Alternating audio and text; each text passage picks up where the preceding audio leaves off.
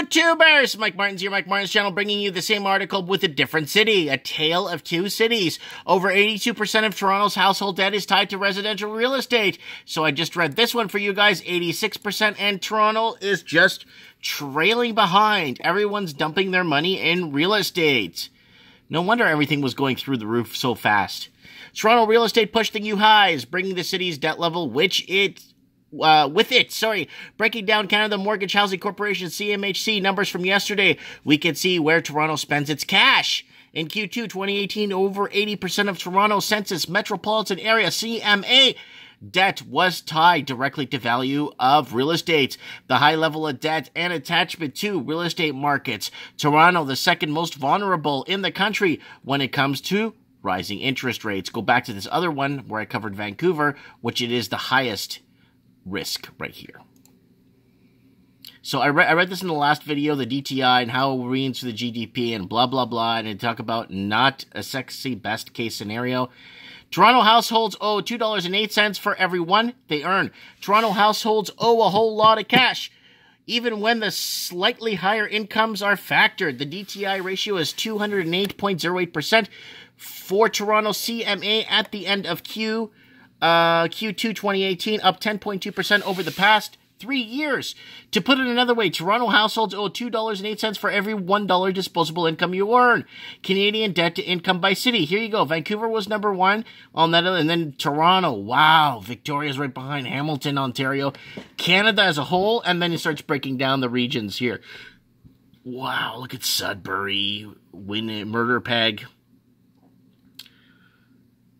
And the increase of the largest is the largest in Canada and places Toronto second among the most indebted cities in the country. To contrast, Canada is also impressively high, but still much lower, 171.31%, up 3.5% over the past 3 years. Toronto's debt increase is largely due to new real estate debt. Over 82% of household debt is residential real estate.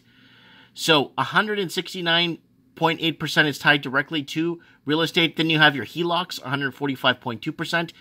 This is the Toronto CMA debt to income ratio breakdown. So Toronto CMA debt to income breakdown. There's the mortgage. Here's your HELOC.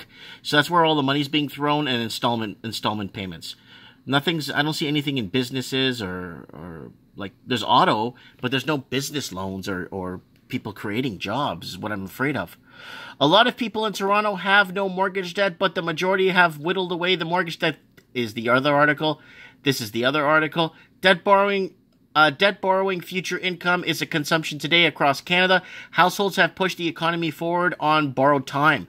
Toronto's economy did exceptionally well compared to the rest of the country.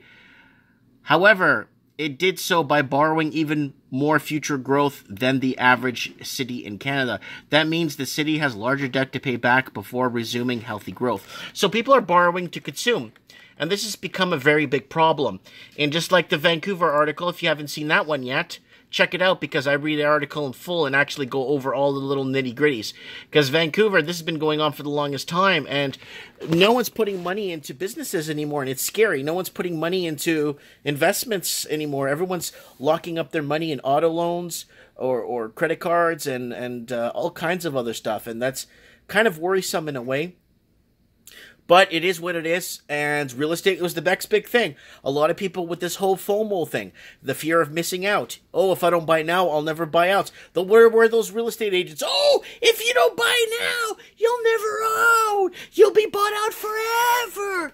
Now, there's an oversupply on the market. Nobody has money to buy. No one could secure financing. What do you think is going to happen? It's going to keep going down. Anyways, guys, let me know what you guys think in the comment section.